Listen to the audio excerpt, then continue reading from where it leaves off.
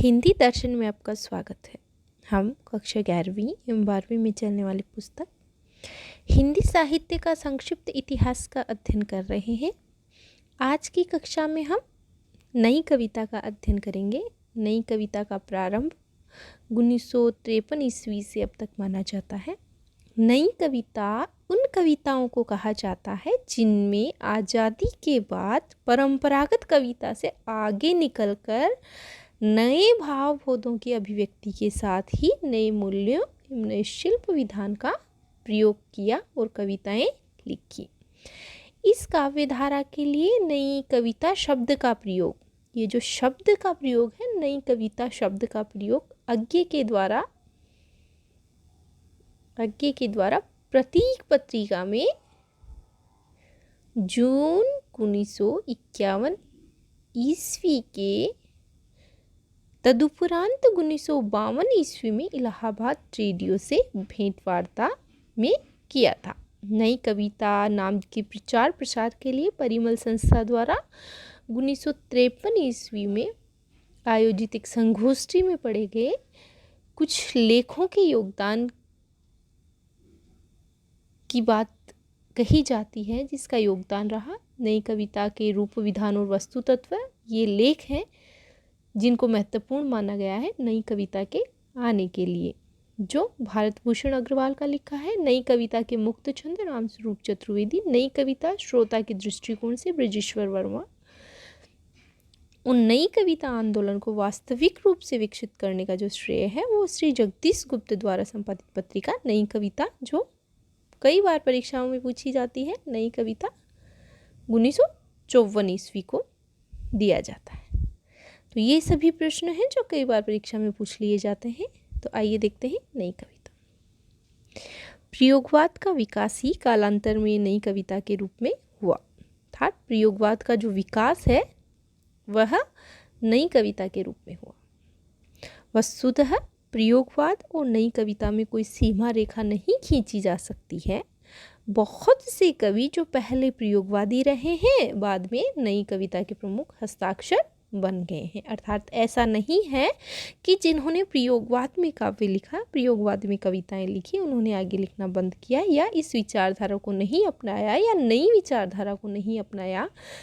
तो बहुत बड़ी सीमा रेखा खींचना प्रयोगवाद और नई कविता के बीच में संभव नहीं है।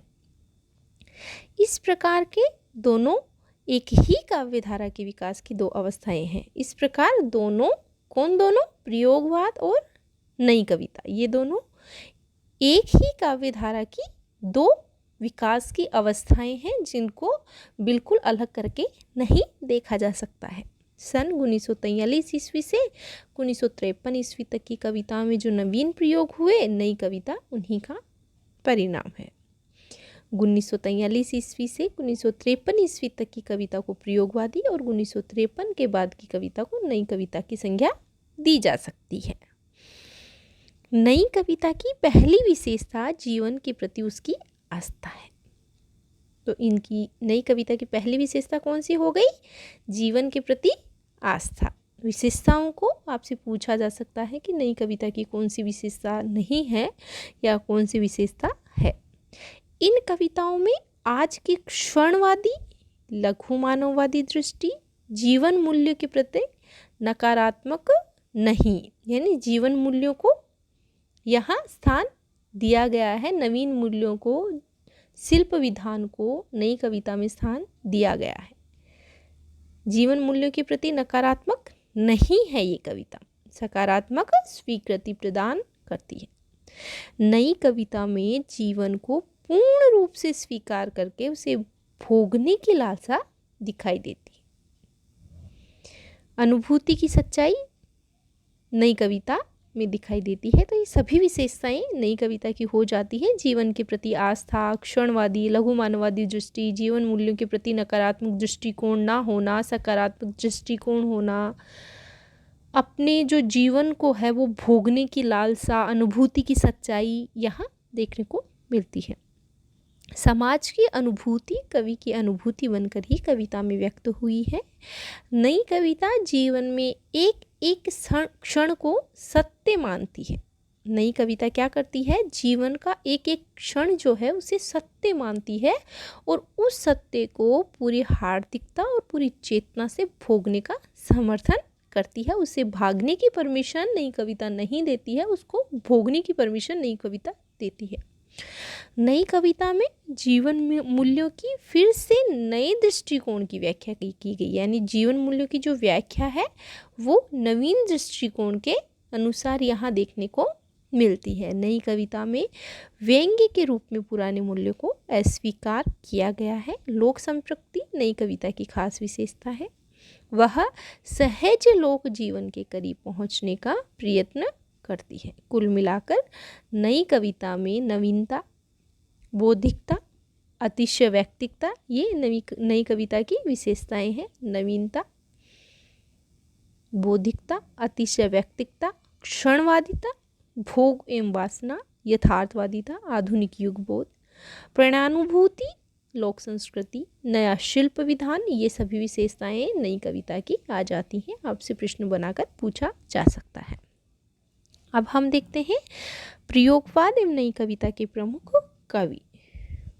अज्ञे, सबसे पहले देखते हैं हम अज्ञे को, जिन्होंने ये नाम दिया। नई कविता जो नाम देने वाले हैं वो अज्ञे ही हैं, जिन्होंने प्रतीक पत्रिका में जून 1951 के अंक के तदुपरांत 1952 में इलाहाबाद रेडियो में भेंट वार्ता के दौरान यह शब्द जो है वह प्रयोग में लेकर आए थे। सच्चिदानंद हीरानंद वात्स्यायन अज्ञे का जन्म 1911 ईस्वी में कसाया देवरिया यूपी में हुआ। ये यूपी में पड़ता है। इनका जीवन यायावरी और क्रांतिकारी रहा है। उन्होंने दिनमान प्रतीक का कुशलतापूर्वक संपादन किया है। ये जो पत्र हैं इनका संपादक इन्होंने किया है। तार सप्तक, दूसरा तार सप्तक, तीसरा सप्तक, रूपांभरा इसके द्वारा संपादित काव्य संकलन है। इनका संपादन भी अज्ञे ने किया है। इनकी काव्य कृतियाँ हैं हरिघास पर क्षण भर, बावरा अहेरी, इंद्रधुनु श्रोंदे हुए, अरि ओ करुणा प्रभा में, आंगन के पार द्वार, कितनी नावों में कितनी बार, सागर मुद्रा, महावृक्ष के नीचे क्योंकि मैं उसे जानता हूँ, नदी की बांक पर छाया, असाध्य वीणा और इत्यलम, ये इनकी कृतियाँ हैं जो कई बार परीक्षा में पूछी जाती हैं। इस प्रकार आप क्या याद रखेंगे, आपसे प्रश्न बनाकर पूछा जा सकता है कि अज्ञे जी द्वारा कौन कौन सी पत्र पत्रिकाओं का संपादन किया गया।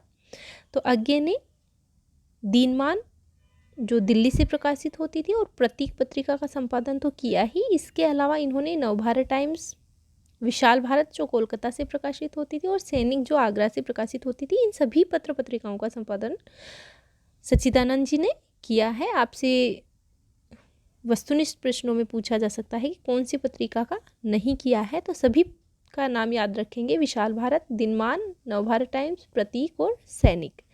आपसे पूछा जा सकता है कि कौन कौन से काव्यों का संकलन इन्होंने किया है, तो तार सप्तक, दूसरा सप्तक, तीसरा सप्तक, चौथा सप्तक और रूपांभरा का इन्होंने काव्य संकलन किया है।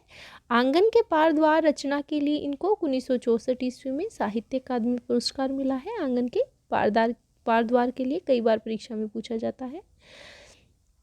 इसके अलावा कितनी नावों में कितनी बार रचना के लिए इनको 1978 ईस्वी में भारतीय ज्ञानपीठ पुरस्कार से सम्मानित किया गया है। इन्होंने 1943 ईस्वी से 1946 ईस्वी तक सेना में नौकरी की थी, जहां इन्होंने सेना के लिए बम बनाने का कार्य भी किया था। इनका जीवन यायावरी रहा है, क्रांतिकारी रहा है। इन्होंने गधे जैसे जानवर को भी अपने काव्य में स्थान दिया है। हरिघास पर क्षण भर इनकी एक प्रौढ़ रचना मानी जाती है। बावरा अहेरी जीवन दर्शन को प्रतिबिंबित करने वाली रचना है। एक बार परीक्षा में ये प्रश्न पूछा गया था बावरा अहेरी से संबंधित। हिंदी साहित्य में इनको कठिन गद्य का प्रेत के नाम से जाना जाता है। किनको? अज्ञे को। इनकी सबसे महत्वपूर्ण रचना असाध्य वीणा जो है एक लंबी कविता है। कविता में मौन भी है, द्वैत भी है, रचना प्रक्रिया भी है, रहस्य भी है। यदि नहीं है तो संवेदना नहीं है। यह इनकी प्रतिनिधि कविता भी मानी जाती है। यह कविता जैन बुद्धिज्म पर आधारित कविता है। आगे हम देखते हैं गिरिजा कुमार माथुर को।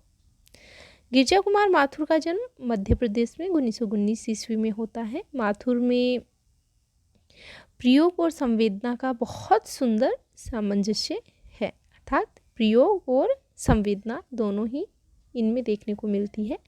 कवि में छंद, भाषा और बिंब विधान सभी में प्रयोग किए हैं। इनकी काव्य कृतियाँ हैं मंजीर, नाच और निर्माण, धूप की धान, साक्षी रहे वर्तमान, भीतरी नदी की यात्रा, शीला पंख चमकीले, छाया मत छूना मन, पृथ्वी कल्प, कल्पांतर। तार सप्तक में व्यक्तिगत अनुभूतियाँ हैं तो नाश और निर्माण, धूप की धान, शीला पंख चमकीले में सामाजिक जीवन की अनुभूतियाँ और यथार्थ को उभारते हुए उन्होंने दिखाया है। गिरिजा कुमार माथुर जी रोमानी मिजाज के कवि माने जाते हैं। प्रश्न एक बार पूछा जा चुका है। इन्होंने अपनी कविताओं में कहीं कहीं सवैया छंद को तोड़कर एक नया छंद रूप प्रदान किया है। इन्होंने गगनांचल नामक पत्रिका का संपादन कार्य भी किया है, कई बार परीक्षा में पूछा जा चुका है। गगनांचल याद रखेंगे, इसका संपादन कार्य किया है किसने? गिरिजा कुमार माथुर जी ने। अब हम देखते हैं गजानन माधव मुक्तिबोध। इनका जन्म 1917 ईस्वी में ग्वालियर के एक कस्बे में हुआ था। मुक्तिबोध एक ऐसे कवि हैं जिनका अनुभव जगत बहुत व्यापक है। जीवन के विभिन्न दृष्टिकोणों को लेकर विकसित होने वाली नई कविता के अग्रज कवि सच्चे अर्थों में मुक्तिबोध ही माने जाते हैं। उनकी सबसे बड़ी शक्ति है लोक परिवेश से गहरी संपृक्ति और जनजीवन में विश्वास। इनकी काव्य रचनाएं हैं चांद का मुंह टेढ़ा और भूरी भूरी खाक धूल। इनकी रचनाओं में इनकी प्रसिद्ध जो कविताएं हैं, इनके काव्य संग्रह हैं, उनमें तो चांद का मुंह टेढ़ा और भूरी भूरी खाक धूल इनके काव्य संग्रह हैं। और इनकी कविताएं जो प्रसिद्ध हैं वह अंधेरे में और ब्रह्म राक्षस दो महत्वपूर्ण कविताएं हैं जो हम हमारे सिलेबस में भी पढ़ते हैं। अंधेरे में कविता को पढ़ते हैं। ओ मेरे आदर्शवादी मन, ओ मेरे सिद्धांतवादी मन, अब तक क्या किया, जीवन क्या जिया, उदम्बरी बन अनात्म बन गए, भूतों की शादी में कनात से तन गए, लिया बहुत बहुत ज़्यादा, दिया बहुत बहुत कम। कुछ इस तरह से गजानन माधव मुक्तिबोध अपनी कविताओं में लिखते हैं।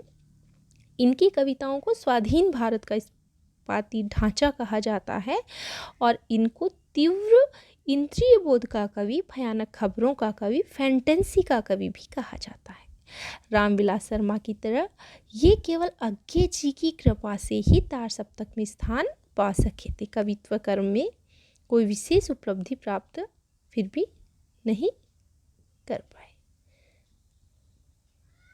इनकी कला में 3 क्षण स्वीकार किए गए हैं। अनुभव का फैंटेसी में रूपांतरण, फैंटेसी के शब्दबद्ध होने की प्रक्रिया और जीवन का उत्कट तीव्र अनुभव क्षण।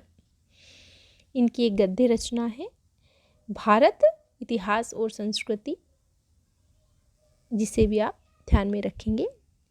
अगला कवि देखते हैं भवानी प्रसाद मिश्र।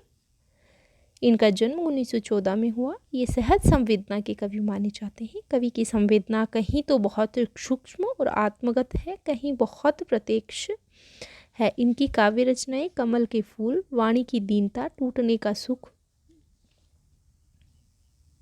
सतपुड़ा के जंगल, सन्नाटा, गीत फरोश, चकित है दुख, अंधेरी कविताएं, गांधी पंचशती, बुनी हुई रस्सी प्रमुख रचनाएं मानी जाती हैं किनकी? भवानी प्रसाद मिश्र की। इन्होंने कल्पना एवं गांधी वाग्मय नामक पत्र पत्रिकाओं का संपादन किया है। एक तो कल्पना का संपादन किया है और एक गांधी वाग्मय, 2 पत्रिकाओं का संपादन इन्होंने किया है। आगे देखते हैं शमशेर बहादुर सिंह। इनका जन्म 1911 में देहरादून में हुआ। ये व्यक्तिवादी और रोमानी कवि हैं। उनकी अधिकांश कविताओं का स्वर कुंठित प्रेम का है। इनकी रचनाएं हैं दूसरा सप्तक में संकलित कविताएं, चुका भी हूँ मैं नहीं, इतने पास अपने, काल तुझसे होड़ है मेरी, बात बोलेगी हम नहीं और उदिता।